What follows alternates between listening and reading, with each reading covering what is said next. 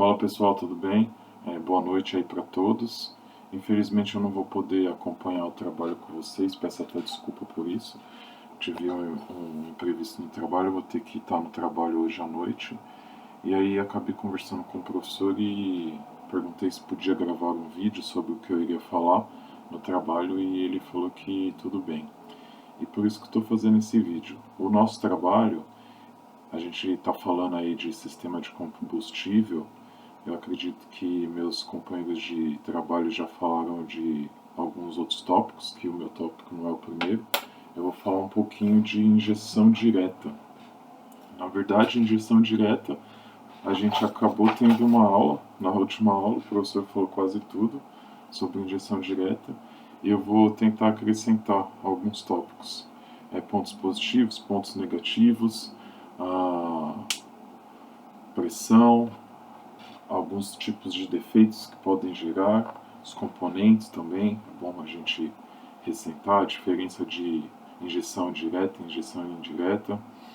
E vou tentar ser bem sucinto porque a gente não tem muito tempo.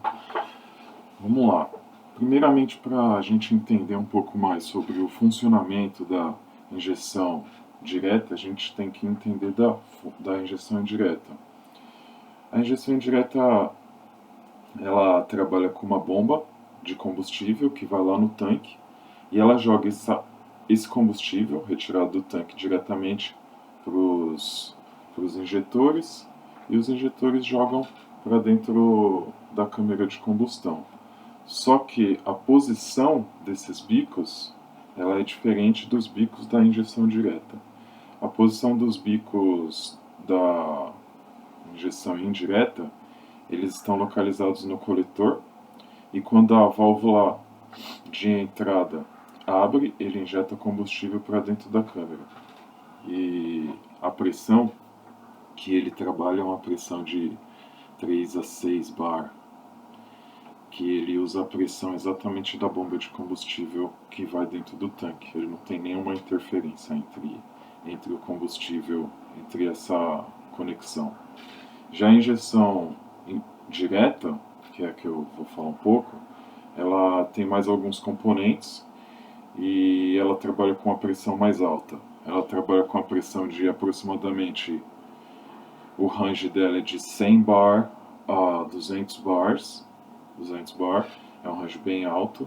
E no intervalo da bomba de baixa e da bomba e dos bicos injetores, nós temos uma bomba de alta pressão, porque ela pega essa pressão de 6 bar e transforma em 200 bar, dependendo da aceleração que você está no seu carro.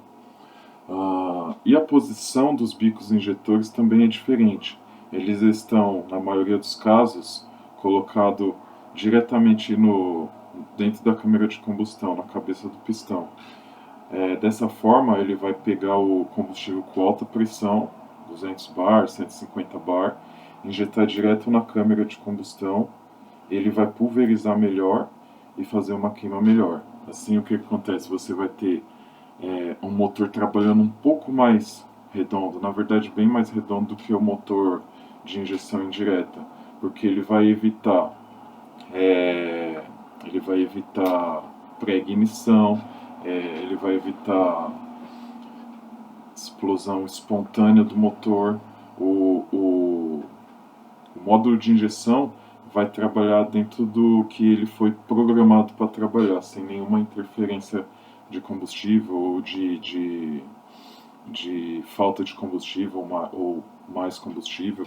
Outro fator positivo também da injeção direta é que você consegue dosar a quantidade de combustível que você vai jogar dentro da câmara.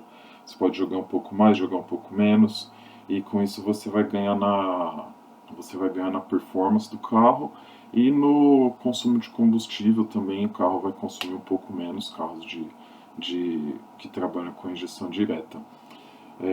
Um fator um pouco negativo é o custo, que é bem alto.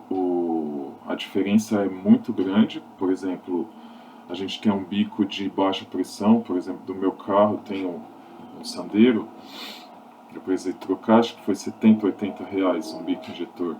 Já o bico injetor de um carro de injeção direta, ele no mínimo é R$ 400, R$ 500. A diferença de preço é muito grande. A mão de obra que vai trabalhar com isso tem que ser um pouco mais qualificada, tem que estudar um pouquinho mais, porque ele tem mais detalhes, você precisa de mais ferramentas. Uma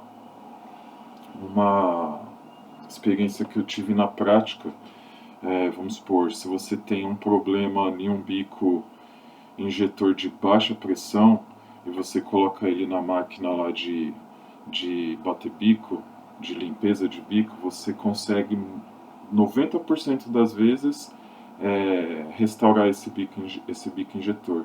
Já no bico de injeção direta, eu já tentei fazer e é praticamente impossível, ele nunca volta. Você geralmente tem que comprar um novo mesmo.